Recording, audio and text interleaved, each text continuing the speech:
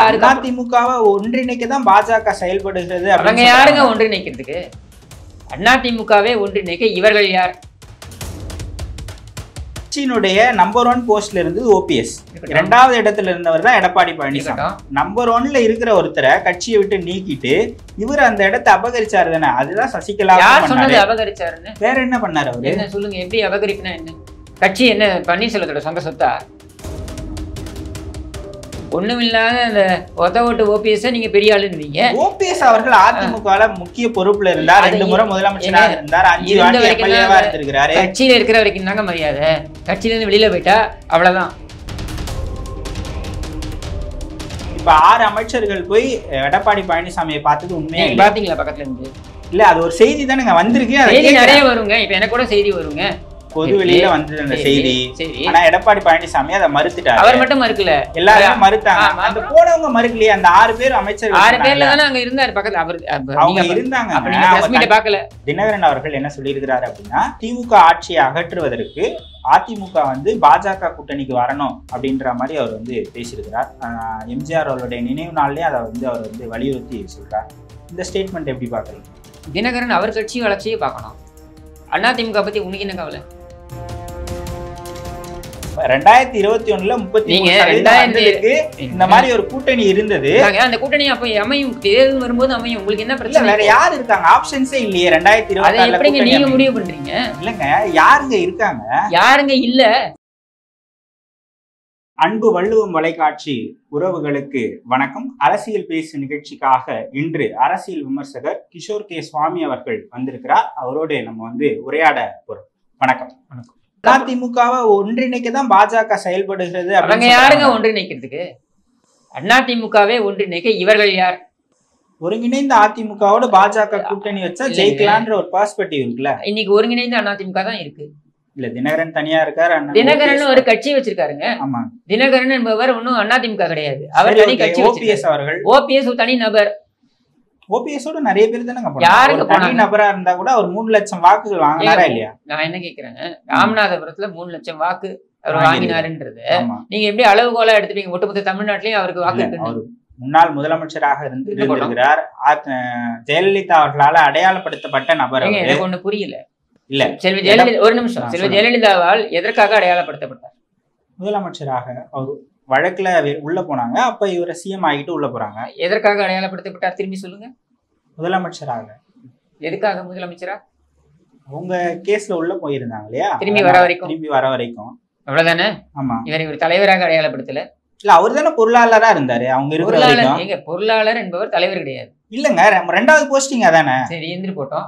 அப்ப 2வது பொசிஷன்ல அவர் தானே இருந்தாரு. எம்ஜிஆர் இருந்தபோது யார் பொருளாளரா இருந்தாங்க? தெரியாது. அப்ப அவங்க தானே வந்திருக்கணும். ஏன் செல்வி ஜெயலலிதா வந்தாங்க? செல்வி ஜெயலலிதா அவர்கள் அப்ப கொள்கை பரப்பு செயலாளரா இருந்தாங்க. அவ்வளவுதானே இருந்தாங்க. அப்புறம் அவங்க எப்படி வந்தாங்க? தொண்டர்கள் ஏத்துக்கிட்டாங்க. அதே மாதிரி இங்கேயும் தொண்டர்கள் ஏத்துக்கிட்டாங்க. அவ்வளவுதான், முடிஞ்சு போச்சு. பன்னீர்செல்வம் தொண்டர்கள் ஏத்துக்கிட்டாலும் மக்கள் ஏத்துக்கல. தோல்வி கட்சியோட தலைமையை பத்தி நம்ம பேசிக்கிட்டு இருக்கோம். சரி, ஓகே. சரி, தொண்டர்கள் ஏத்துக்கிட்டாங்க. கட்சியோட தலைமையை பத்தி நம்ம பேசிட்டு இருக்கோம். கட்சியோட தலைமையை தொண்டர்கள் ஏத்துக்கிட்டாங்களா இல்ல பொதுக்குழு உறுப்பினர்கள் ஏத்துக்கிட்டாங்களா? அவங்க தொண்டர்கள் கிடையாது. தொண்டர்கள் தான் நிறைய பேர் இருப்பாங்க. தொண்டர்கள் இருந்தா பொதுக்குழு உறுப்பினர்கள் தேர்வு செய்ய. சரி, ஓகே. தொண்டர்கள் தான் பொதுக்குழு உறுப்பினர்கள் இல்ல.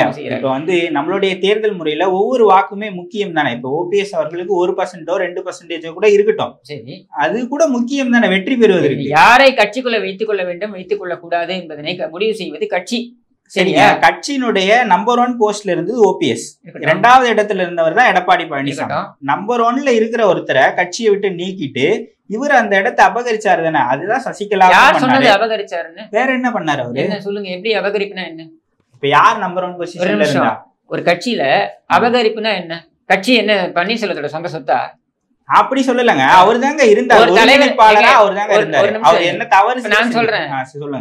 ஜேபி நட்டா இருந்தாரு. சரி, இப்ப இருக்காரு தலைவரா. இதுக்கு முன்னாடி யாரு இருந்தாரு? அமித்ஷா இருந்தாரு. அமித்ஷா அபகரிச்சிட்டாரா? அந்த கட்சியோட அமைப்பு வேற, நம்ம இந்த கட்சியோட அமைப்பும் அப்படிதாங்க. இந்த கட்சியோட அமைப்பு இப்ப எடப்பாடி பழனிசாமி தவிர வேற ஏதாவது இப்ப பொதுச் செயலாளர் ஆக முடியுமா? அவர் இருக்கிற வரைக்கும் அவர் தான் இருப்பாரு. அதுதாங்க, அவர் தேர்வானா ஆகலாம், போட்டி போட்டா ஆகலாம். கட்சியோட விதி போட்டி போறதுதான் 10 மாவட்ட செயலாளரோட முன்மொழிவு வேணும்ன்ற ஒரு விதியை திருப்பி எடுத்து யாரு கொண்டு வந்தது? அவர் தான் கொண்டு வந்தாரு. பொதுக்குழு கொண்டு வந்தது. செயற்குழு கொண்டு வந்து அவர் சொல்றதுதாங்க பொதுக்குழு. கட்சியினுடைய தலைமை என்ன முடிவு பொதுக்குழு. அவர் சொல்றத பொதுக்குழு கேக்குதுன்னா பொதுக்குழு தொண்டர்களால் தேர்வு செய்யப்படுது. இல்ல அவர் என்ன சொன்னாரு, ஒற்றை தலைமையாக இருந்தா முடிவு எடுப்பதற்கு சாதகமாக இருக்கும், வெற்றியை நோக்கி போலாம் அப்படின்னு சொன்னாரு. ஆனா போல 24ல போலயே எங்க ஒற்றை தலைமை வேண்டும் என்பது கட்சியுடைய தொண்டர்களுடைய ஏகோபித்த குரல்.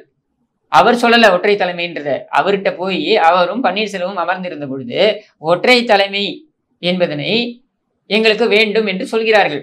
அப்ப அந்த ஒற்றை தலைமை என்பதனை ஏற்றுக்கொள்ள முடியாதுன்னு பன்னீர்செல்வம் சொல்றாரு. சரியா? இப்ப ஏற்றுக்கொள்ள வேண்டும் முடியாது அப்படின்றதை நீங்கள் விவாதிக்க வேண்டியது எங்க?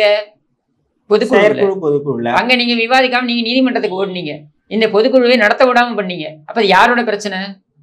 பன்னீர்செல்வத்தோட பிரச்சனை. சரியா? இப்ப இருந்து போட்டோம்னா நாங்க ஏன் ஒத்துக்கணும்? அதை சரி கட்சியை ஏத்துக்கல, நீ கட்சியோட அலுவலகத்தை அடிச்சு உடச்சவனெல்லாம் ஏத்துக்க முடியாது. சரி அவ்வளவுதான், தூக்கி போட்டாச்சு வெளில.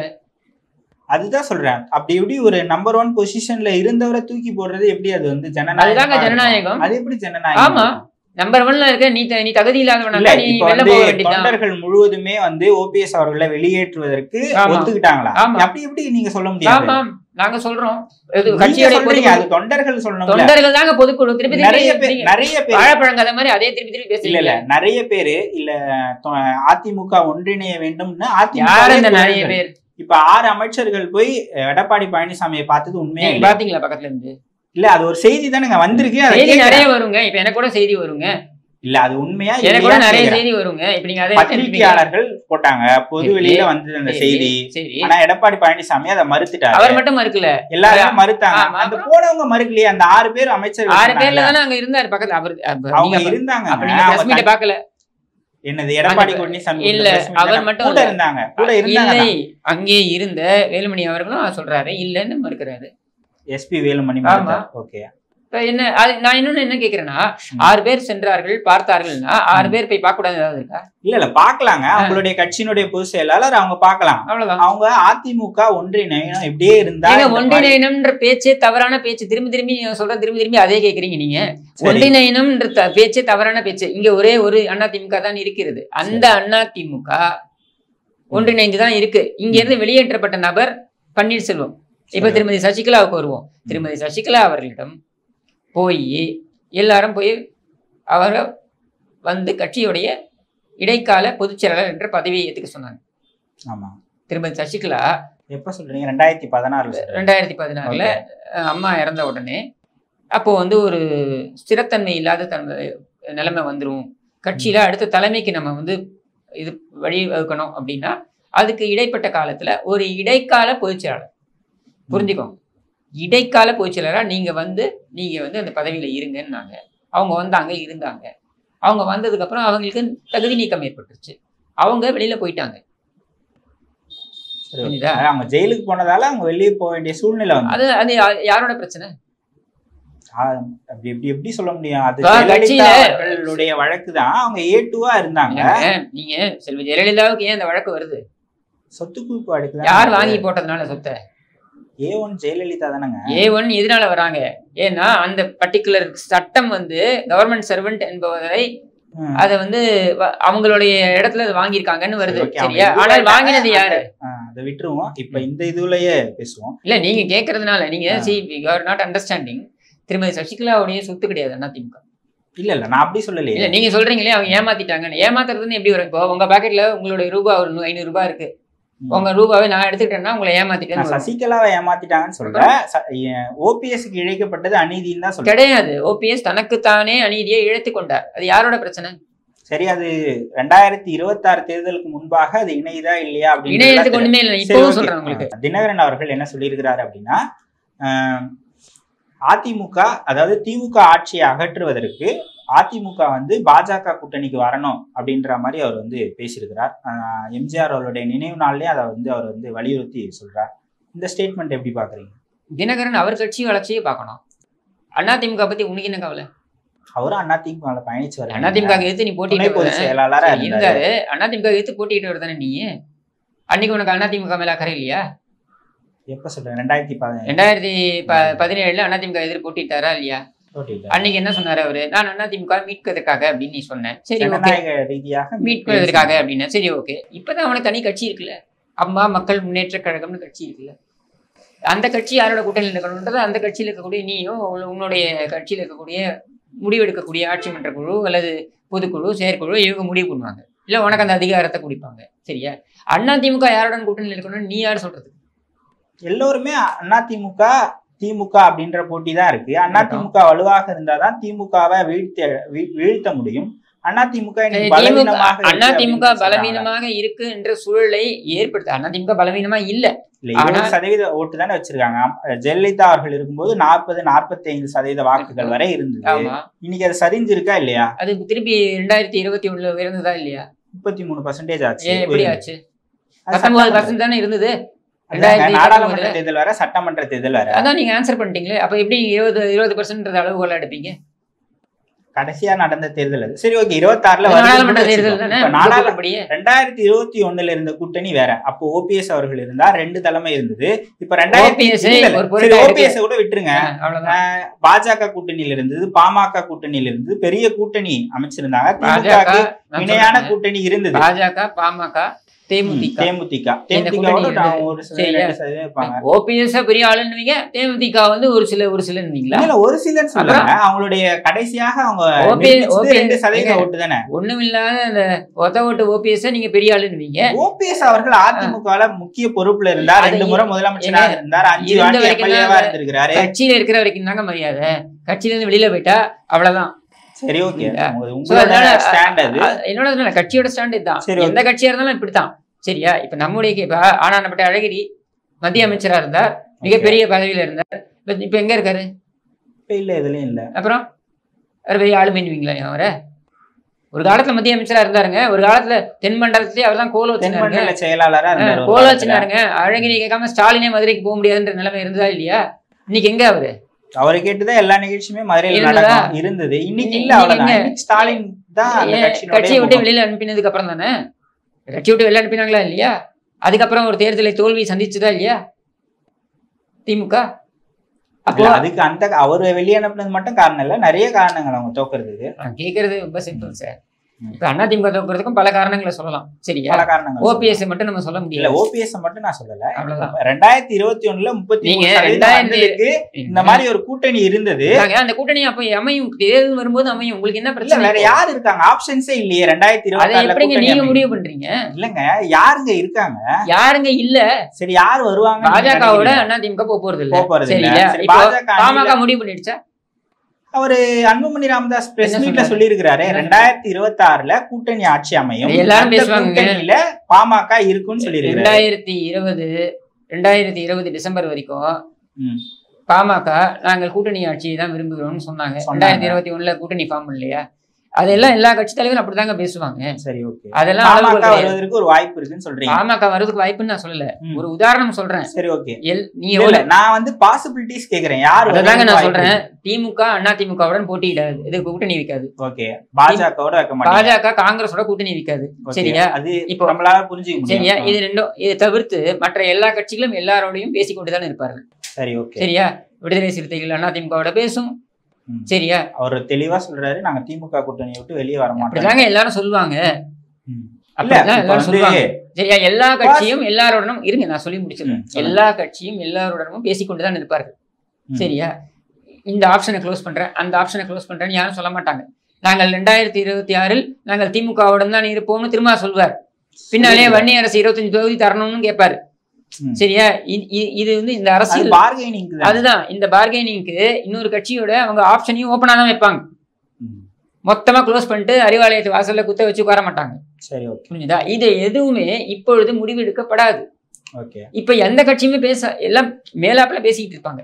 யாருமே வெளிப்படையாக வந்து நாங்கள் கூட்டணி வைக்கிறோம்னு சொல்ல மாட்டாங்க. இப்போ அது எல்லாமே எப்போ வரும்? 2025 டிசம்பர் முதற்கொண்டு தான் அது ஆரம்பிக்கும். அதுவரையில் நீங்கள் வந்து அங்கெங்க இலைமறை காயாக பேசிக் கொண்டிருப்பார்களே தவிர்த்து யாருமே கூட்டணின்ற முடிவுக்கு வரமாட்டாங்க.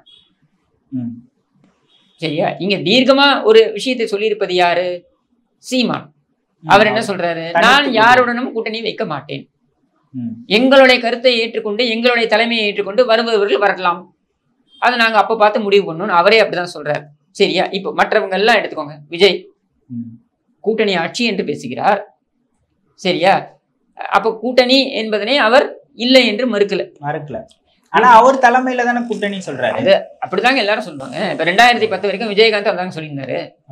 11 தேமுதிக அதிமுக கூட்டணி வைக்கலையா, எல்லாரும் அப்படிதான் சொல்லுவாங்க. ஏன்னா அவங்க அந்த சூழ்நிலையை பொறுத்து மாறலாம் தான், அவ்வளவுதான். அப்ப அந்த சூழல் வரும்போது தான் நீங்க தெரியும். இப்பவே நீங்க ஏன் கூட்டணிக்கு யார் இருக்காங்கன்னா எல்லாரும் ஆப்ஷன்ஸ் ஓப்பனா வச்சிருப்பாங்க சார்.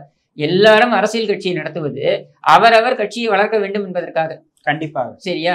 அப்போ அவங்க ஸ்டாலினை வெற்றி பெற வைக்க வேண்டும் என்ற நோக்கத்துடனே செயல்படுவாங்களா? மாட்டாங்க. அப்ப அவங்களுக்கு பாஜகவுடன் அதிமுக கூட்டணியில் இருக்கிறது தான் பிரச்சனையா இருந்தது. ஆமா, காங்கிரஸ்கா இருக்கட்டும், கம்யூனிஸ்டுக்கா இருக்கட்டும், பாஜகவோடு இருப்பதுதான் பிரச்சனையா இருந்தது.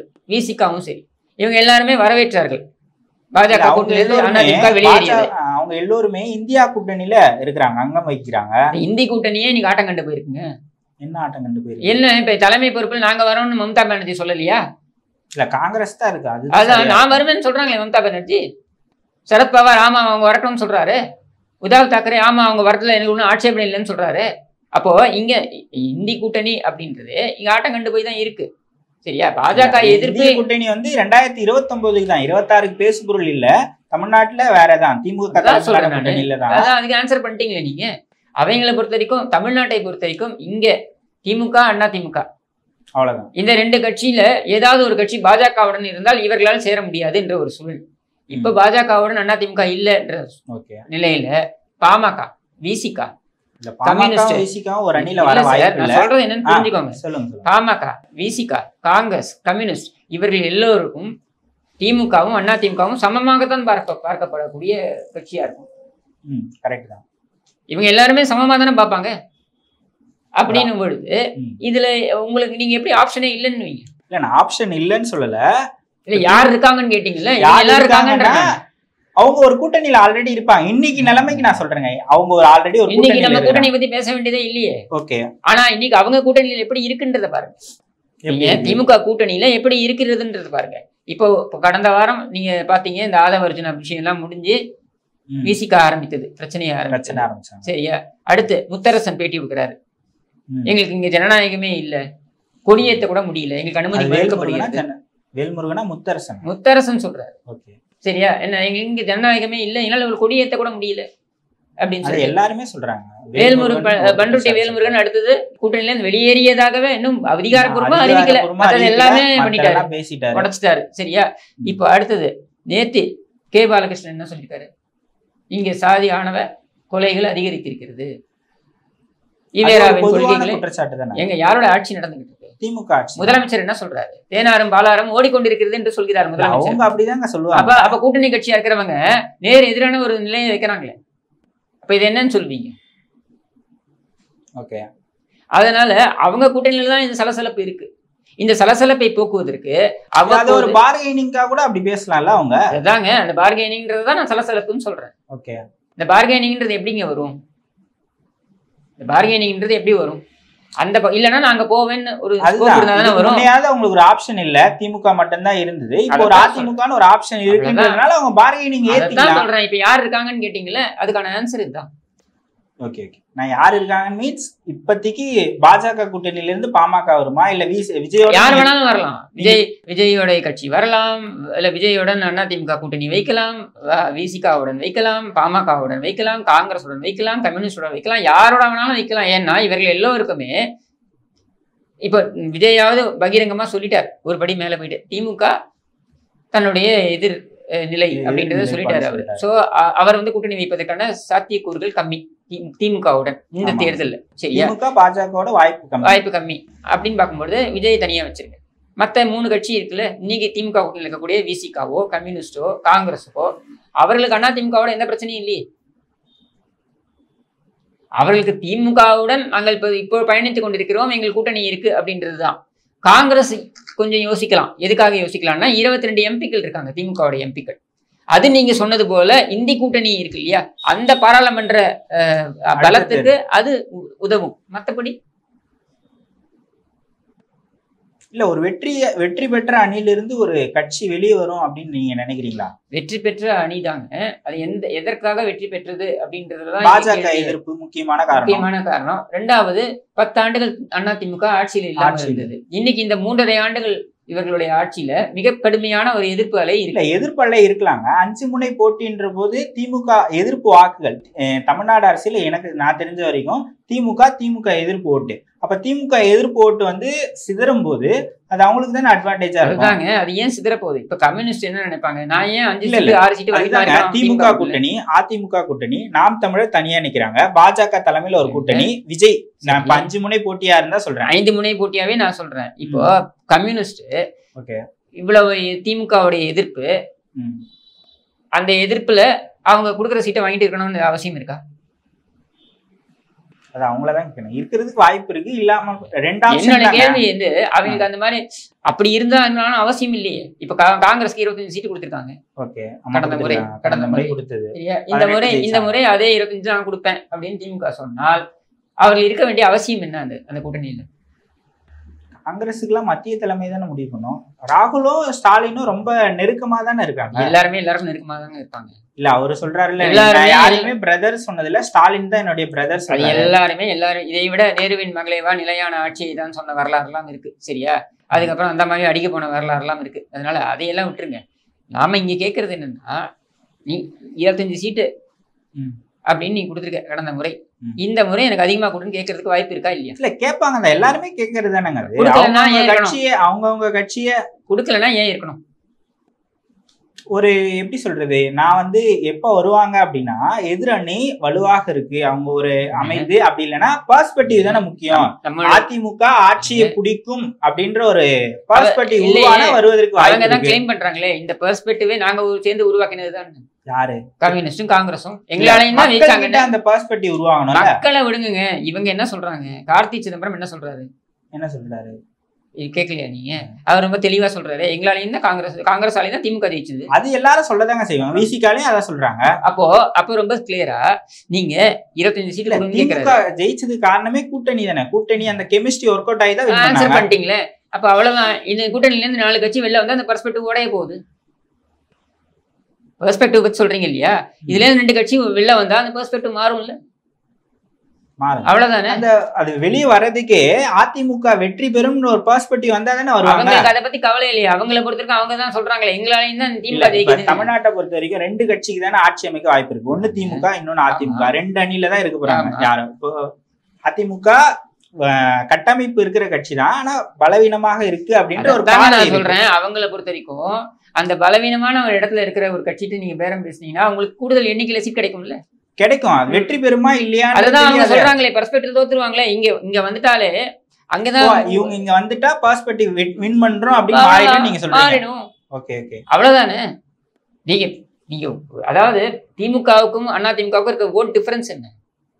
ஜெயிக்கிறவங்க 2% எக்ஸ்ட்ரா எடுப்பாங்க, தோக்குறவங்க 2% கம்மியா எடுப்பாங்க. இவ்வளவுதான் வரப்போகுது. சட்டமன்ற தேர்தல இப்படிதான் இருக்கும். சரி, அப்ப இந்த சட்டமன்ற தேர்தல்ல நீங்க அதிமுக திமுக 2த்துக்கும் இருக்கக்கூடிய அந்த இது இருக்கு இல்லையா, அதாவது ஒரு டிஸ்டன்ஸ் 2த்தையும் சம தூரத்துல வச்சுதான் பாப்பாங்க இவங்க. எப்படியும் 5000 to 10,000 ஓட்ல தான் சம தூரத்துல வச்சுதானே பாப்பாங்க அவங்க. ஆமா, நீ கொடுக்குற 6 சீட்டை மட்டும் வாங்கிட்டு நீ சொல்றதை கேட்டுட்டு நான் அங்கேயே உட்காந்துருக்கணும். அடுத்து உதயநிதி வருவார், அடுத்து இன்பநிதி வருவார், அதுக்கும் நான் காலத்துக்கும் அங்கேயே உட்காந்துருப்பாங்களா? இல்ல நான் அப்படி சொல்லல. ஏன்னா வைகோ மாதிரி கட்சி வச்சிருக்காங்களான்னு அவங்களுக்குன்னு ஒரு ஒரு தொலைநோக்கு பார்வை இருக்கும்ல. நான் இங்க என்ன, நான் இன்னும் ஒரு கூடுதல், நான் ஒரு 25 சீட்டு வாங்குறேன், நான் 40 சீட்டு வாங்கினா எனக்கு 2 ராஜ்யசபா சீட் கிடைக்கும்ல.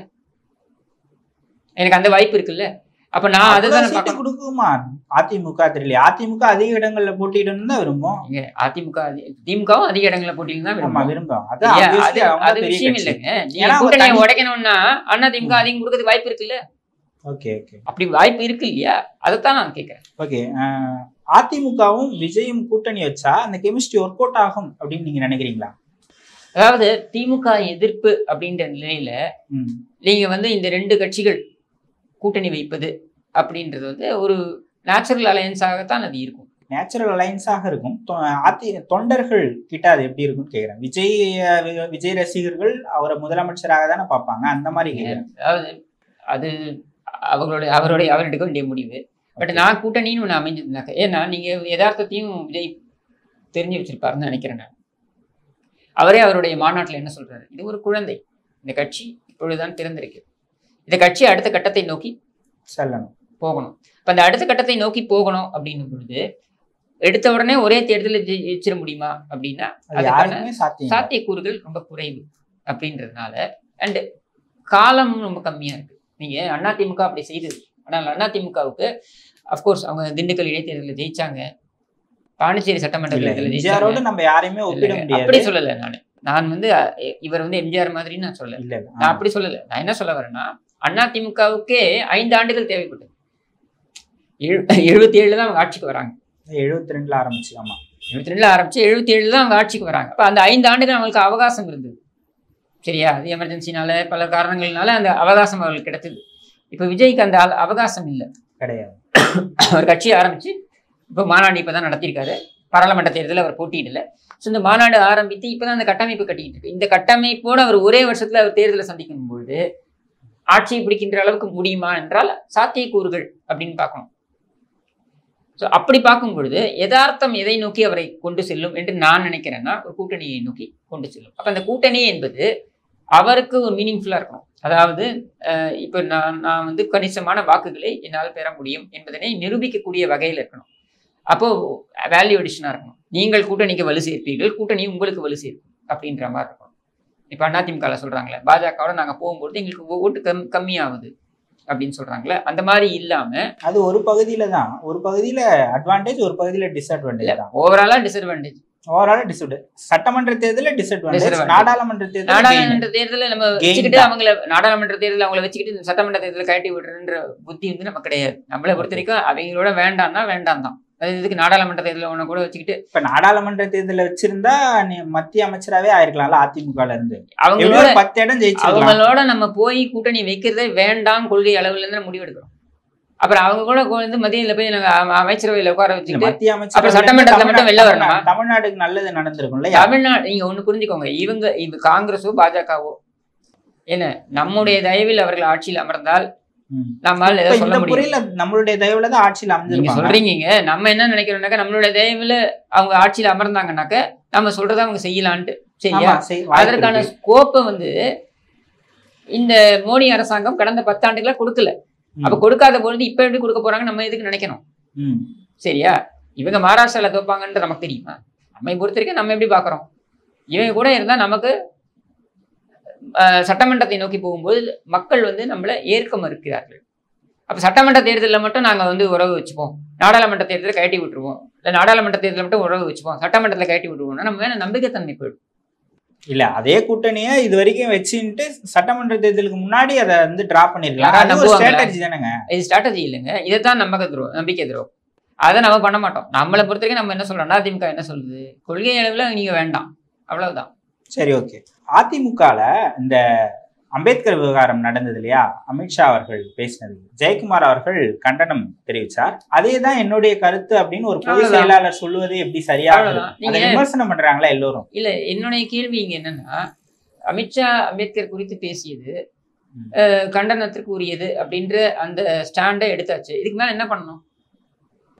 ஸ்டாண்ட் எடுத்தாச்சுன்னா அது பொது செயலாளர் சொல்லணும்ல. அதான் சொல்லிட்டாரு, அவருடைய நிலைப்பாடு தான் என் நிலைப்பாடுன்னு. இல்ல, ஜெயக்குமார் தலைவர் இல்லையே, எடப்பாடி பழனிசாமி தானே. அதனாலதான் சொல்றாரு அவர் நிலைப்பாடு நானும் ஏற்கிறேன்ட்டாரு. இதுக்கு மேல என்ன சொல்லணும்? இல்ல, அது அப்படி சொன்னா அது வந்து விமர்சனத்துக்குள்ளாகாதுன்னு அவருக்கு தெரியாதா? எல்லோரும் விமர்சிக்கிறாங்களா ஒரு பொது செயலாளர்? நம்ம இது தமிழ்நாட்டோட பிரச்சனையே இல்லைன்னு தான் நாங்க சொல்றோம். எது தமிழ்நாட்டோட பிரச்சனை இல்ல? அமித்ஷா வந்து அம்பேத்கரை பத்தி பேசி தமிழ்நாட்டோட பிரச்சனையா? அம்பேத்கர் எல்லோராலும் அரசியலமைப்பு சட்டத்தை கொண்டு வந்தவர். அவர் தானங்க அதோட பிரசிடென்டா இருந்தாரு. அவர் அந்த குழுவோட தலைவராக இருந்தாரு. ஆமா, நீங்க ஒரு போஸ்ட் கூட நான் பார்த்தேன், போட்டிருந்தீங்க. அம்பேத்கரும் பாபாவை முன்னிறுத்தி ரெண்டுத்தையும் போட்டிருந்தீங்க. அது சீரடி சாய்பாபா. அது என்னோட நிலைப்பாடு அதுதான். என்னை பொறுத்த வரைக்கும் தமிழோட நிலைப்பாடா அதிமுகவுடைய பேச்சாளர் கிடையாதுங்க. ஓகே, ஏன்னா அதிமுகவை ஆதரிக்கிறேன் அப்படின்றதுனால நான் எடுக்கிற கருத்தை எல்லாம் அதிமுக ஏற்படுத்தாத கிடையாது. என்னை பொறுத்த வரைக்கும் அம்பேத்கரை விட பெரிய தலைவர்கள் அந்த சமூகத்திலிருந்து, தலித் சமூகத்திலிருந்து இந்த நாட்டிற்காக உழைத்த மிகப்பெரிய தலைவர்கள் இங்கே தமிழ்நாட்டிலேருந்து இருக்காங்க. எம்.சி. ராஜா போன்றவர்கள். எம்.சி. ராஜா போன்றவர் மிகப்பெரிய தலைவர். அவரை நம்ம கொண்டாடணும்ன்றது என்னுடைய நிலைப்பாடு. வேற யாரு? சரியா? ரெட்டமலை ஸ்ரீனிவாசன் இருக்காரு, எம்.சி. ராஜா இருக்காரு, இந்த மாதிரி நிறைய பேர் இருக்காங்க. இவங்களெல்லாம் நம்ம கொண்டாடணும் அப்படின்றது என்னுடைய எண்ணம் ஓட்டம். சரியா? இங்க இருக்க சித்தர் புருஷர்கள் எவ்வளவு பேர் இருக்காங்க. இங்க இருக்க சித்தர்கள் எல்லாம் விட்டு நீங்க சீரடி சாய்பாபா கொண்டு வந்து இங்க வந்து கொண்டாடுறீங்க அப்படின்னு நான் சொல்றேன். அந்த மாதிரிதான் இது என்னை பொறுத்த வரைக்கும். சரியா? இப்ப நீங்க சொல்லுங்க, எம்.சி. ராஜாக்கு எத்தனை சிலைகள் இருக்கு தமிழ்நாட்டுல? எம்.சி. ராஜாவை பாதி பேருக்கு தெரியுமானே தெரியாது. அவர் எவ்வளவு பெரிய மனிதர். அன்னைக்கு கூட ரங்கராஜ பாண்டே பேசும்பொழுது சொல்றாரு, தனி தொகுதிகள் இன்றைக்கு தலித் மக்களுக்கு கிடைத்திருக்கிறது என்றால் அதற்கு காரணம் அம்பேத்கர் என்று. வரலாற்று தவறான தகவல் இது. அதற்கு காரணம் எம்.சி. ராஜா, பி.எஸ். மூஞ்சே. அவங்களுடைய ஒப்பந்தம் தான் பிப்ரவரி 1932. அவங்களுடைய ஒப்பந்தம் தான் காந்தி அம்பேத்கர் பூனா ஒப்பந்தத்திற்கு அடித்தளமாக இருந்தது. தனி தொகுதிக்காக போராடிய முக்கியமானவர் எம்.சி. ராஜா. அவரை நம்ம மறந்துட்டோம். அப்ப அவருக்கு எத்தனை சிலை இருக்கீங்க தமிழ்நாட்டில்? இல்ல, அயோத்திதாச பண்டிதர், ரெட்டமலை சீனிவாசன் அறியப்பட்ட அளவுக்கு எம்.சி. ராஜா வந்து எல்லோருக்கும் சொல்றேன். ஏன்னா அவர் வந்து என்ன சொல்லிட்டாரு, நான் இறக்கும் வரையில் நான் இந்துவாக பிறந்தேன், இந்துவாகத்தான் இறப்பேன் என்று சொல்லிட்டார். அம்பேத்கர் புத்த மதத்தை தழுவியதை அவர் ஏற்கவில்லை. அவர் ஏற்க மறுத்து விட்டார், அதை விமர்சித்தார். அது இவங்களுக்கு நெருடலா இருக்கு. அதாவது நான் இந்துவாகத்தான் பிறந்தேன், இந்துவாகத்தான் இறப்பேன் என்று அவர் சொன்னதை இவர்கள் அது நெருடலாக இருக்கின்ற காரணத்தினால இவங்க அதை பேசுறது இல்லை. அது மட்டும் இல்லாம நீதி கட்சியில இருந்து அவர் வெளியேறிய பொழுது, நீங்கள் தலித் மக்களுக்கு தொடர்ந்து அநீதியை இழைத்துக் கொண்டிருக்கிறீர்கள் அப்படின்னு சொல்லிட்டு இந்த பின்னிமில் கலவரம் அந்த சமயத்துல அவர் வெளியேறார். அப்போ அவர் வந்து அந்த சொன்ன கருத்துக்கள் இவர்களுக்கு நெருடலாக இருக்கின்ற காரணத்தினால இவர்கள் அவரை எடுத்து கொண்டாடுவது. இது மாதிரி நிறைய தலைவர்கள் இருக்காங்க. தலித் சமூகத்தை சேர்ந்த பல தலைவர்கள் இங்கே வழங்கடிக்கப்பட்டிருக்கிறார்கள். அவர்களை பற்றி யாருமே பேசுறது கிடையாது. ஏன் பேசுறது கிடையாது? நீதி கட்சியிலேயே கூட நிறைய தலைவர்கள் இருந்திருக்கிறாங்க, போராடி இருக்கிறாங்க. பெரியார் தானே ஒரு ஐக்கானா அவங்க நிறுத்துறாங்க. அதுதான் தவறான ஒரு தகவல். இதெல்லாம் தவறான ஒரு பரப்புரை, தவறான ஒரு பிம்பம், தவறான ஒரு புகுத்தல். நான் என்ன கேட்க, நீதி கட்சியில ஈவேரா இடையில தான் வந்தாரு. ஆமா, இடையில தான் வந்தாரு. அப்புறம் அவர் எப்படி அடையாளமா நிறுத்துவீங்க? அவர் தானே இன்னைக்கு அடையாளமா இருக்கிறாரு. அது யார் நிறுவியது? கருணாநிதி நிறுவியது. எப்ப நிறுவியது? அண்ணாதுரை அவர்களை மழுங்கடிக்க வேண்டும் என்பதற்காக கருணாநிதி நிறுவியது ஈவேராங்கிற பிம்பம். அது கட்டமைக்கப்பட்ட பிம்பம். சரியா? நான் இப்ப என்ன சொல்ல வரேன் இங்கன்னா, நீங்க நீதி கட்சியிலேயே எடுத்துப்போமே, முத்துலிங்க முதலியார் யார்? முதலியார் இருக்காரு, நிறைய பேர் இருக்காங்க. முத்துலிங்க முதலியார் யார் தெரியுமா?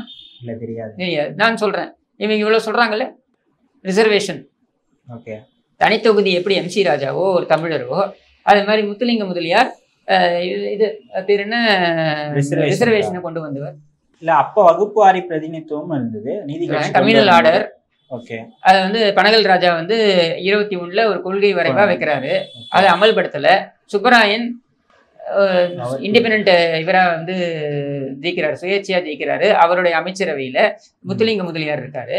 முத்துலிங்க முதலியார் தான் அதை சட்டமா கொண்டு வர்றாரு. அதுதான் நீதிமன்றத்துக்கு போகுது. சென்னை உயர் நீதிமன்றம் அதை நிராகரிக்கிறது. அதுக்கப்புறம் அது உச்ச நீதிமன்றத்துக்கு போகுது. 1951 உச்ச நீதிமன்றம் அது சரி என்று வருது. அதற்கு ஒரு பாதுகாப்பு கொடுக்க வேண்டும் என்பதற்காக அதை 9வது அட்டவணையில கொண்டு வர்றாங்க. 9வது அட்டவணையில கொண்டு வந்தது காமராஜர், நேரு இவர்கள் எல்லாம் கொண்டு வருகிறார்கள். அப்ப இங்க நம்மளுடைய கேள்வி, முத்துலிங்க முதலியாருக்கு எத்தனை சிலை இருக்கீங்க? முத்துலிங்க முதலியார் யாருன்னே தெரியாது. முதல்ல பாதி பேர் தெருவுக்கு தெரு அம்பேத்கர் சிலை வைக்க தெரிந்த உங்களுக்கு ஏன் எம்.சி. ராஜாவுக்கு சிலை வைக்க தெரியவில்லை? ஏன் முத்துலிங்க முதலியாரை கொண்டாட தெரியவில்லை? ஏனென்றால் இவர்கள் எல்லாம் தமிழர்கள். எம்.சி. ராஜா பத்தி ஸ்கூல் புக்ல ஒரு போர்ஷன்ல வரும்னு நினைக்கிறேன். அதுதாங்க. வேற எங்கேயாவது சிலை எங்கேயாவது பாத்திருக்கீங்களா? இல்ல, எனக்கு தெரிஞ்சு. எவ்வளவு பெரிய தலைவர், ஏன் சிலை வைக்கல? ஏன் முத்துலிங்க முதலியாருக்கு சிலை வைக்கல? ஏன் இவர்கள் எல்லாம் கொண்டாடல? ஏனென்றால் இவர்கள் எல்லாம் தமிழர்கள். இப்ப நம்ம சீமானன் என்ன சொல்றாரு, வேலுநாச்சியாரை கொண்டாடணும், ஜான்சி ராணியை போய் கொண்டாடிட்டு கொண்டாம வேலுநாச்சியாரை கொண்டாடாம அப்படின்னு சொல்றாருல. அதையத்தான் நானும் சொல்றேன். எம்.சி. ராஜா கொண்டாடாம நீ அம்பேத்கரை கொண்டாடிட்டு இருக்க. அதே தானே பொருந்தும். ஒப்பீடு அதுதானே பொருந்துமா இல்லையா? இந்த மண்ணில் இருந்து இந்த நாட்டிற்கே இவரு தனித்தொகுதி என்பது இந்த நாட்டிற்கே அவர் காண்பித்த வழி. எம்.சி. ராஜா ரிசர்வேஷன் என்பது இந்த நாட்டிற்கே உதவியது. அப்ப இதையெல்லாம் இவர்கள் செய்தார்கள். இவர்களையெல்லாம் நீங்கள் கொண்டாடாமல் மகாராஷ்டிரால பிறந்த அம்பேத்கரை தூக்கி வச்சு கொண்டாடுறீங்க. இப்ப மகாராஷ்டிரால இந்த மாதிரி யாராவது முத்துலிங்க முதலியாரை கொண்டாடி பார்த்திருக்கீங்களா? இங்க இருக்கிறவங்களுக்கே தெரியாதுன்ற அங்க இருக்கிறவங்க. மகாராஷ்டிரால எம்.சி. ராஜாவை கொண்டாடி பார்த்திருக்கீங்களா? நீங்க ஏன் கொண்டாடுறீங்க? அறியப்பட்டவர்ன்றதுதாங்கண்ணே. ஏன் அறியப்படுகிறார்? நீ கொண்டாடினா தானே அறியப்படுவார். இல்ல எனக்கு தெரிஞ்சு இங்க சாமியாவே பாக்குறாங்க அம்பேத்கர், அப்படி பாக்குறவங்க இருக்கிறாங்க. அதெல்லாம் அவங்கவுங்க தனிப்பட்ட விருப்பம். அதான் சொல்றேனுங்க, இங்க நிறைய சித்தர்கள் இருக்காங்க. சித்தர்களை நம்ம வந்து கண்டுக்கிறது கூட கிடையாது. எங்கேயா இருக்கிற சாய்பாபாக்கு இங்க கோவில் இருக்கிறோம், தெருக்கு தெரு கோவில் வச்சிருக்கோம். சரியா, அவர் அறியப்படுறார் அப்படின்றதுனால நம்ம வச்சிருக்கோம். அது மாதிரிதான் இதுவும். இதை யாரையும் நான் சிறுமைப்படுத்தல.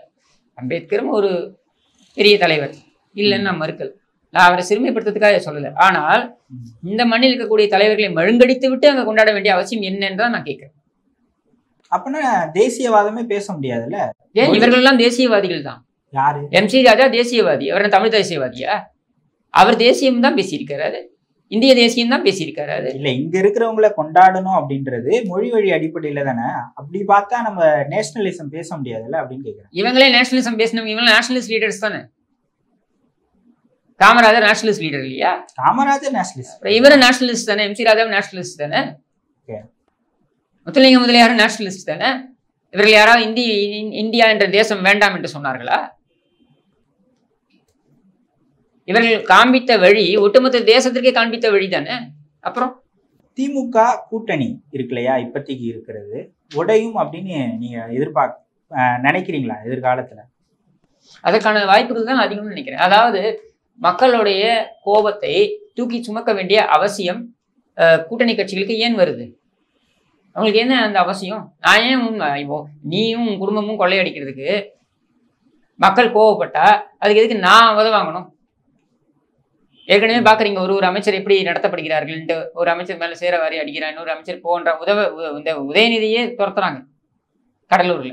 பார்த்துருப்பீங்கன்னு நினைக்கிறேன் இந்த வீடியோ எல்லாம். அப்படின்னும் பொழுது இந்த கோபம் கூட்டணி கட்சிகள் மேலேயும் திரும்பும் தானே. நான் எதுக்கு திட்டு வாங்கணும்? எனக்கு நீங்க கூட்டம் போட அலோவ் பண்ண மாட்டீங்க, அலோவ் பண்ண மாட்டீங்க. என் MLA பேரை கூட போட மாட்டீங்க. ஆளூர் சாணவாசர் குழம்புறாரு, சரியா, போட மாட்டீங்க.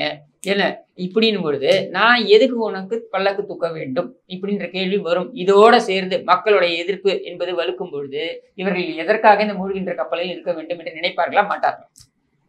நினைப்பார்கள் என்பது என் நம்பிக்கை.